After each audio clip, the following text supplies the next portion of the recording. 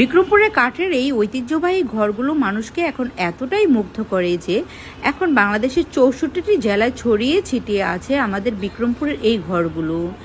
Hello everyone, আসসালামু আলাইকুম, welcome back to my another blog.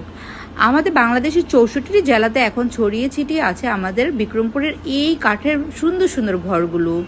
এই ঘরগুলো তৈরি হয় বিভিন্ন আকার আকৃতির, বিভিন্ন নকশার, বিভিন্ন কাঠের, পাওয়া যায় বিভিন্ন দামে।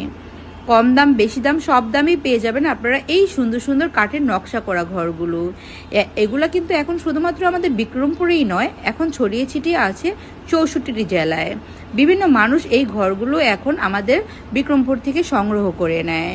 এই ঘরগুলো কিন্তু তৈরি হয় একটি বিশেষ জায়গায়, এটা মুন্সিগঞ্জের লোহজংয়ের কলাবাগান কাঠপট্টিতে এই ঘরগুলো আপনারা পেয়ে যাবেন। এত সুন্দর নকশা আর কারুকাজ করা থাকে ঘরগুলো, যেগুলো নজর এড়াতে পারে না কারোই।